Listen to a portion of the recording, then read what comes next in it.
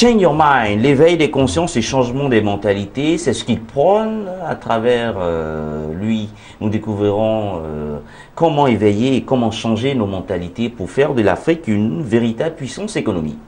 Hervé Saoré-Conan, bonjour. Bonjour. Change Your Mind, alors, c'est une dénomination anglaise. Hein? Oui, oui. Ça veut dire quoi en français? Bon, changer d'esprit, changer de mentalité. Bon, ça prend un peu le thème d'esprit et de mentalité. Très bien. Alors, la mentalité, c'est quoi? L'esprit? Oui, mais la mentalité, c'est pour nous, ici, la mentalité est à l'origine de toutes nos actions. Tout ce que nous faisons. Tout se passe là. Tout se passe dans la tête. Donc, tous nos agissements, toutes nos implications sociales, économiques, même familiales, proviennent d'une pensée. Et c'est de là que on peut avoir le comportement qui suit. N'est-ce pas? Et pour vous, il faut changer cela.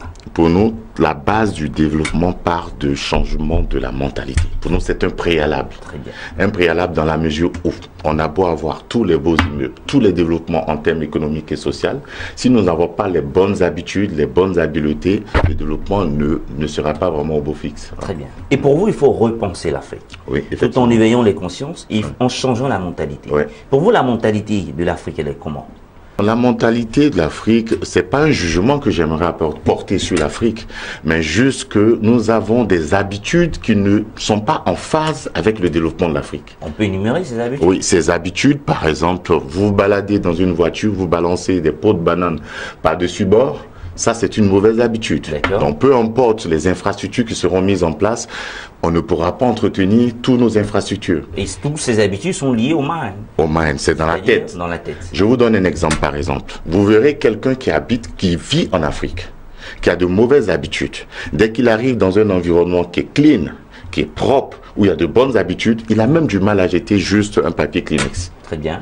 Ça saute des yeux, parce qu'autour de lui, il voit que il y a un comportement, il y a une attitude qui est officiellement reconnue, imprégnée dans la vie de tout le monde. Et ce comportement, comment est-ce qu'on le fait? Mais ce comportement, ça dépend aussi... Est-ce que c'est parce que quand j'arrive dans une localité, dans une banlieue, que je vois que les gens ne jettent pas, que je suis?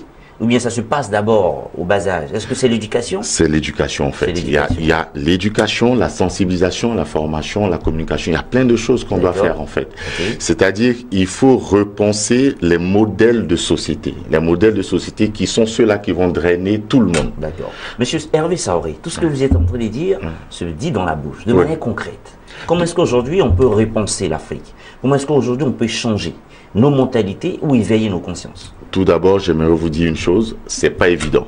Nous avons des habitudes qui sont devenues comme chroniques en nous. Donc pour les faire tomber, c'est pas assez évident. Mais nous pensons que si nous arrivons à prendre par la base, au niveau des jeunes, par l'éducation, par des formations, des enseignements, déjà ces jeunes qui seront l'avenir de l'Afrique pourront intégrer ces habitudes et ainsi de suite pour avoir un impact sur la communauté. Voilà. Très bien. Alors, cette communauté est sectorielle, parce qu'on a les jeunes, on a les enfants, on a les adultes, on a les vieillards. Et ce changement de mentalité, il est pour qui? Les jeunes, les vieux? C'est pour tout le monde. Est-ce qu'un vieux déjà peut-il encore changer sa mentalité? Il peut, pourquoi pas. Je parle d'habitude en fait. Et l'habitude, ça va avec l'environnement de vie dans lequel nous sommes. On nous dit qu'on ne copie ce que nous fréquentons, ce que nous côtoyons. D'accord. N'est-ce pas? Si l'environnement commence à être assaini, il n'y a pas de raison que les acteurs qui sont à l'intérieur de cet environnement ne puissent pas prendre le train en marche. N'est-ce pas? C'est vrai que c'est un travail de dure haleine, ça va prendre vraiment du temps. Mais il faut commencer un jour. On commence comment? On commence par... Vous avez parlé de la sensibilisation, de la communication. On commence comment? Voilà. D'abord, nous avons mis en place une série d'émissions Web TV qui vont nous permettre de véhiculer des messages. On va aussi impacter les réseaux sociaux parce que c'est là qu'il y a plus de jeunes. D'accord. Pour pouvoir aussi dynamiser un peu toutes nos actions sur cette toile-là parce qu'il y a plus de jeunes. Et à côté de ça, maintenant, il y a des conférences et des formations qui vont être faites avec des experts dans plusieurs domaines d'activité. Donc vous pensez que Allez-y. Oui, parce que en fait, nous pensons que le changement va intégrer tous les domaines d'activité et tous les secteurs d'activité. Je vais parler de bonne gouvernance, par exemple. Je vais parler de laxisme au niveau professionnel, au niveau organisationnel. Je vais parler même des valeurs humaines, des qualités humaines. Aujourd'hui, on ne peut plus faire confiance aux gens, n'est-ce pas? Donc, on a peur de se faire gruger. Voilà, de se faire gruger. L'intégrité, la loyauté, la fidélité, qui sont des valeurs importantes qui existaient au niveau de l'Afrique, mais qui sont parties. Donc, il faut les faire revenir, il faut les réactiver. À travers des conférences. Voilà. Donc donner l'importance. Sensibilisation. Effectivement. Aller vers les plus jeunes, essayer de donner ces formations, leur inculquer les bonnes valeurs, les bonnes habitudes de vie. Et puis au-delà, nous pensons que puisque ces jeunes sont à l'origine du développement, je dirais que le changement pourra se faire intégralement. Aujourd'hui, nous voulons tous que l'Afrique soit une véritable puissance économique, souveraine, libre et indépendante. Oui. Et pour vous, l'unique canal, l'unique canevas qu'on doit utiliser, c'est de changer nos mentalités, l'éveil des consciences. Oui. Et vous venez de dire que c'est à tous les niveaux. À tous les niveaux. Où la religion peut-elle jouer une place dans ça? Parce que aujourd'hui, on a la Bible, le Coran, qui sont deux grands livres saints, et également ces livres ont pour vocation première de changer l'homme. Comment est-ce que, pour vous, en tant qu'un spécialiste, un observateur de la vie communautaire en Afrique, est-ce que vous pensez que ces livres également, à part les conférences que vous préconisez, à part les conférences que vous encouragez, est-ce que la Bible également et le Coran peuvent aider? Pour ceux qui sont chrétiens ou des musulmans, nous pensons qu'ils ont déjà des repères, on a des référentiels de vie.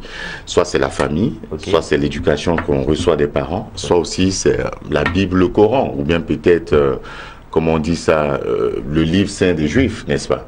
Mais à côté de ça, on a des valeurs de vie sociale, c'est ce que je veux dire. Donc, c'est vrai que la Bible, à l'origine, comme un peu le baromètre qui essaie de nous harmoniser nos comportements et nos habitudes de vie dans une communauté. Mais à côté de ça, il y a les habitudes de vie sociales, n'est-ce pas? Là, on ne parle pas vraiment de spiritualité, mais quelque part aussi, on peut aller prendre des exemples et on peut utiliser aussi des références bibliques et puis aussi coraniques pour pouvoir soutenir notre pensée, notre idéologie. Très bien. Voilà. L'Afrique et les technologies de l'information et de la communication. Pensez-vous que le digital aujourd'hui peut participer à éveiller nos consciences, à changer nos mentalités? Beaucoup. Et comment? Mais regardez un peu nos jeunes enfants qui vont sur le net. Qu'est-ce qu'ils font? Il y a pas mal d'images qui sont véhiculées. Il y a des images qui sont saines, des images qui ne sont pas saines. Il y a des films, des vidéos qui sont sains et des films qui ne sont pas sains. Vous voyez, donc, comment essayer de jouer le libre arbitre? Comment essayer de filtrer? Et si, même il y a des contrôles, comment faire en sorte pour que l'enfant en lui-même puisse faire le tri de savoir ce qui est bon et qui n'est pas bon? Voilà. C'est-à-dire, aujourd'hui, il faut que l'éveil, c'est quoi? Le discernement qu'on doit apporter à notre jeunesse. Et leur donner cette faculté de prendre des décisions libres, responsables et conscientes. C'est surtout ça. Nous sommes englobés dans un monde puissance occidentale qui dit les lois de ce monde, les lois économiques et tout. Mais si vous ne prenez pas conscience de votre potentiel humain, intellectuel, même potentiel économique, comment vous pouvez intégrer un développement? C'est là notre question. Et où mettons le monde rural? Le monde rural y compris, c'est-à-dire aujourd'hui... Parce que le monde rural n'a pas accès aux technologies. Ça commence à venir. C'est vrai que vous avez parlé de campagnes de sensibilisation. C'est vrai que des structures, des organismes peuvent le faire, passer dans les villages. Mais est-ce qu'on ne fera seulement que des campagnes? Nous avons pensé à pas mal d'outils stratégiques pour pouvoir déployer notre machine vers les communautés. D'accord. Aujourd'hui, on fait des émissions à la télé avec plusieurs langues, n'est-ce pas? On peut avoir des interprètes pour faire passer le message. Aujourd'hui, même dans les églises catholiques, on retrouve aujourd'hui même des interprétations avec en baoulé, en bété, on lit la messe en baoulé, en bété. Donc ça peut se faire. Donc que ce sont des canaux? Ou des canaux qu'on pourrait utiliser pour atteindre les communautés, je veux dire, qui sont un peu reculées. Voilà. Alors donc aujourd'hui, vous prêchez l'éveil des consciences. Et pourquoi, en définitive? En définitive, parce que c'est un préalable pour nous autres, pour que nous rentrons dans cette ère de développement. C'est un préalable. C'est un préalable. Parce que peu importe tout ce que nous allons mettre en place, peu importe la vision de nos différents dirigeants, si leurs administrés ne sont pas éduqués, il n'aura pas vraiment de suite positive pour toutes les actions qui seront menées. C'est de ça qu'il s'agit. Je vous donne un exemple, par exemple, même au niveau du gouvernement, si par exemple des gens mélangent les dotations de carburant à des fins utiles, à des fins personnelles, vous voyez un peu que qui donnera l'exemple et qui sera modèle. En fait, c'est de retracer un peu cette Afrique-là. Hervé Sarrekonan, avec vous, on a parlé de l'éveil des consciences et du changement des mentalités. Oui. Un dernier mot? Pour ma part, je pense que nous sommes arrivés à un stade où des enjeux économiques sont assez importants, des enjeux sociaux. Vous le savez, on parle de technologie au niveau de l'Afrique, on parle de mobilité. Le monde est en train de prendre un certain virage assez important. Donc il a lieu que l'Afrique ne soit pas en deçà. Mais pour que l'Afrique puisse intégrer ce nouveau monde, il est important pour tous de rentrer dans un processus d'éveil de conscience. Qui, en d'autres termes, ça voudra dire de prendre conscience du potentiel économique de l'Afrique. Avant de chanter la promotion, avant de parler panafricanisme, il va falloir savoir qu'est-ce qui est constitué au niveau de l'Afrique. La composition économique, la composition en termes de capital humain. Une fois qu'on est informé de tous ces éléments, c'est plus important pour nous, vous voyez, de lancer des projets de développement. Tout part de là. On trouve que les Américains sont forts. Ils sont forts comment? Mais ils détiennent cette force-là de l'Afrique. Imaginez-vous tous ces Africains que très jeunes ont été embarqués pour l'esclavage sur ces pays inconnus.